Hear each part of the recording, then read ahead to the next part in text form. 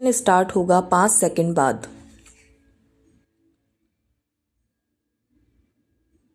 Start. भारतीय गणराज्य की वर्षगांठ हम हर वर्ष 26 जनवरी को मनाते हैं। इस शुभ अवसर पर हम अपने देशवासियों का अभिनंदन करते हैं, चाहे वह देश में रह रहे हों अथवा विदेशों में। हमारे अनेक भाई बहन जो इस समय हमारे देश में नहीं बल्कि विदेशों में रह रहे हैं, उनको हम विश्वास दिलाते हैं कि उनके लिए हमारे हृदय में महत्वपूर्ण स्थान है और उनका कल्याण तथा संपन्नता में भारत सरकार तथा भारत के लोगों की गहरी सोच है। पैरा। हमें स्वाधीनता प्राप्त किए हुए अनेक वर्ष हो गए हैं, लेकिन अभी भी हमारे अनेक भाई ऐसे होंगे जिन्होंने स्वाधीनता के बाद के भारत को नहीं देखा होगा, किंतु आज के युग के संचार साधनों को देखते हुए उन्हें इस बात की जानकारी अवश्य होगी कि हमने इतने वर्षों में कितनी प्रगति की है और अंतर्राष्ट्रीय क्षेत्र में भारत का कितना महत्वपूर्ण स्थान है। हमने अपने देश में विकास के लिए पंचवर्षीय योजनाओं का सहारा लिया। हमारी 5 पंचवर्षीय योजनाएं संपन्न हो चुकी हैं और अगली पंचवर्षीय योजना चल रही है। इन योजनाओं के अंतर्गत हमने राष्ट्र निर्माण के जो लक्ष्य निर्धारित किए थे वे सभी प्राप्त कर लिए गए हैं। हमने अपने देश का औद्योगिकरण बड़ी तेजी के साथ किया है। इसका श्रेय भारत के प्रधानमंत्री श्री जवाहरलाल नेहरू को है। हमने छोटे और घरेलू उद्योगों की भारत के कोने कोने में बड़े पैमाने पर स्थापना की है। हमारी 80% जनसंख्या गांवों में रहती है और खेती बाड़ी के धंधे में लगी है। कृषि इस देश की अर्थव्यवस्था की रीढ़ है। लघु उद्योगों और ग्रामोद्योगों के द्वारा विशेष रूप से ग्रामीण क्षेत्रों में असंख्य लोगों को रोजगार मिलता है। अतः हथकरघा उद्योग, लघु उद्योग, कुटीर उद्योग हमारे गांवों तक फैले हुए हैं। इनके अतिरिक्त सामुदायिक विकास योजनाओं और राष्ट्रीय विस्तार सेवा के फलस्वरूप हमारे देहातों का रूप ही बदल गया है। खेती, शिक्षा, स्वास्थ्य, सफाई, यातायात, ग्राम विद्युतीकरण के क्षेत्रों में हमने उल्लेखनीय प्रगति की है। पैरा। संयुक्त राष्ट्र संघ और उसके बाहर के क्षेत्र में भी भारत ने अहिंसा और शांतिपूर्ण सह अस्तित्व के सिद्धांत का प्रचार और प्रसार किया। वसुधैव कुटुंबकम एवं पंचशील के सिद्धांत को विश्व के अनेक देश मानने लगे। हमारे जो भी भाई बहन दुनिया के अनेक देशों में हैं, उनसे हम आशा करते हैं कि वे अपने व्यक्तिगत आचरण, अपने आचार व्यवहार द्वारा भारत की सांस्कृतिक मर्यादा और गौरव का संरक्षण करेंगे, क्योंकि व्यक्तिगत संपर्क एक दूसरे को जानने और समझने का उत्तम माध्यम होता है। पैरा। हम एक बार फिर अपने देशवासियों को अपनी सद्भावनाओं एवं शुभकामनाएं भेजते हैं तथा उम्मीद करते हैं कि हमारे प्रवासी देशवासी अपने देश की सुख समृद्धि के लिए दृढ़ संकल्प होकर रचनात्मक कार्य करेंगे। पैरा। माननीय उपसभापति जी, मैं देश के विभिन्न भागों में सूखे एवं बाढ़ से उत्पन्न हुई स्थिति पर माननीय वित्त मंत्री जी का ध्यान आकर्षित करने के लिए खड़ा हुआ हूँ।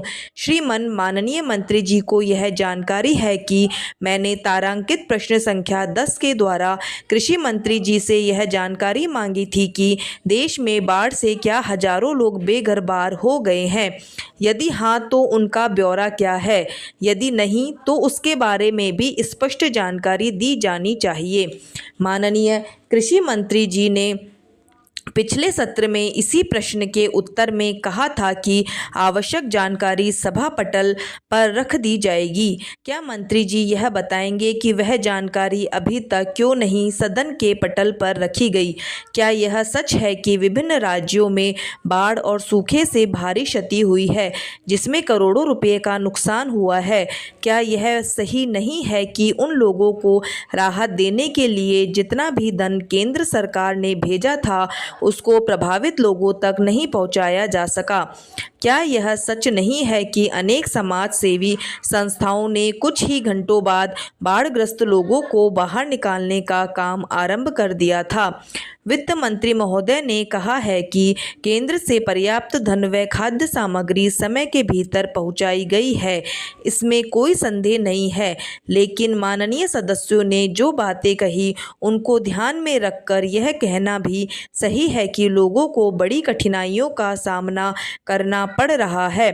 इसमें शक नहीं है कि लोगों ने बहुत हिम्मत और साहस के साथ इस मुसीबत का सामना किया है, लेकिन प्रश्न यह है कि जिसका सब कुछ खो चुका है उसको फिर से बसाने के कार्य में तो उसकी सहायता देना सरकार का कर्तव्य है। प्रधानमंत्री महोदय ने स्पष्ट शब्दों में कह दिया था कि तुरंत राहत कार्य शुरू किया जाना चाहिए। इसमें कोई शक नहीं है कि राहत कार्य तुरंत शुरू किया गया, जैसा कि कई माननीय सदस्यों ने स्वीकार किया। बाढ़ग्रस्त इलाकों को देखने के बाद तुरंत प्रधानमंत्री महोदया, गृह राज्य मंत्री, वित्त उपमंत्री, रेल मंत्रालय में उपमंत्री तथा अनेक संसद सदस्य भी गए थे। पिछले 2 सत्रों में इसी सदन में बाढ़ और सूखे की समस्या पर अतारांकित प्रश्न के उत्तर में कृषि मंत्रालय में उपमंत्री ने यह बताया था कि बाढ़ की समस्या को हल करने के लिए एक योजना केंद्रीय स्तर पर बनाने के बारे में राज्यों की सरकारों से विचार विमर्श चल रहा है, लेकिन सूखे का जहां तक प्रश्न है वह तो वर्षा पर निर्भर करता है। पैरा मैं सदन का ध्यान इस ओर आकर्षित करना चाहता हूं कि बाढ़ और सूखा तो इतने बड़े देश में कहीं न कहीं किसी न किसी राज्य में होना असंभव बात नहीं है। प्राकृतिक विपत्तियां तो आती ही रहेंगी, लेकिन उनका सामना किस प्रकार से किया जा सके इसका हल निकाला जाना चाहिए।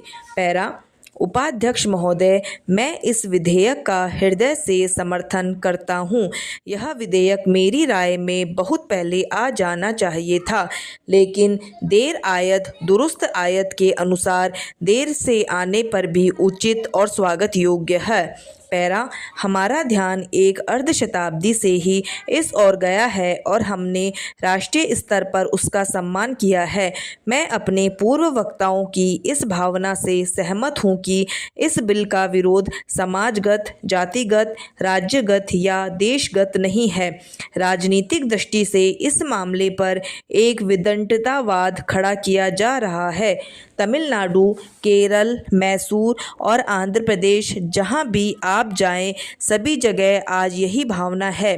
साहित्य के माध्यम से, समाचार पत्रों के माध्यम से, चलचित्रों के माध्यम से वहाँ के लोगों एवं नेताओं के विचार प्रकट होते रहते हैं। इसलिए यह कहना कि वहाँ के लोग इस कानून के विरुद्ध हैं, यह ठीक नहीं है। पैरा श्रीमन किसी भी राष्ट्र के सम्मुख जहाँ प्रभु सत्ता का अपना एक महत्व होता है, जहाँ भावनात्मक एकता का महत्व होता है, जहाँ राष्ट्रीय एकता का महत्वपूर्ण स्थान होता है, जहाँ दर्शन और धर्म का महत्व होता है, वहाँ भाषा का भी विशेष महत्व होता है। यहाँ पर जो विदेशों के राज्याध्यक्ष अथवा राष्ट्राध्यक्ष आते रहते हैं, वे भी यह जानने का प्रयत्न करते हैं कि आखिर इस राष्ट्र की अपनी भाषा क्या है। जब उनको यह मालूम पड़ता है कि यहाँ पर विदेशी भाषा अंग्रेजी का ही प्रचलन सरकारी कामकाज में होता है, तो उनको भी दुख होता है। जो हमारी संस्कृति का प्रतीक है, जो अनेक भाषाओं का एक सुंदर संगम है, उस भाषा को पीछे छोड़कर हमने विदेशी भाषा को जो प्रधानता दी है, उसको शीघ्र समाप्त किया जाना चाहिए। पैरा श्रीमन आप हमारे देश के सांस्कृतिक जीवन की ओर दृष्टिपात करेंगे तो आप पाएंगे कि इस देश में देवी की पूजा अंग्रेजी में नहीं बाँची जाती है। विवाह संस्कार के समय संस्कृत के ही श्लोकों का उच्चारण किया जाता है, अंग्रेजी में नहीं। जब हमारे किसान हल जोतते और बीज बोते हैं तो अंग्रेजी के गीत नहीं गाते। जब माँ अपने बच्चे को गोद में लेकर लोरी गाती है तो वह अंग्रेजी में नहीं गाती। तो मैं समझता हूँ कि विदेशी भाषा का मोह और उसको प्रस्थापित करने की भावना असांस्कृतिक एवं अव्यवहारिक है। पैरा देश की भावनात्मक एकता को बनाए रखने के लिए दक्षिण भारत की भाषाओं को उत्तर भारत में पढ़ाने का भी उचित प्रबंध होना चाहिए। यह व्यवहारिक बात है। लोगों के मन में किसी प्रकार का संदेह उत्पन्न नहीं होना चाहिए। हमको भारतीय जीवन, संस्कृति एवं दर्शन में दक्षिण का नेतृत्व प्राप्त हुआ है। सागर स्वयं दक्षिण के चरण पखारता है, किंतु भारत का ललाट उत्तर है। हम चाहते हैं कि हमारे देश में इस प्रकार की भावनात्मक एकता स्थापित हो जिसमें उत्तर और दक्षिण, पूर्व और पश्चिम की बात ना कही जाए। हमारा देश एक है। इस सार्वभौम सत्ता की रक्षा के लिए यहाँ भावनात्मक एकता पैदा करनी है। समाप्त।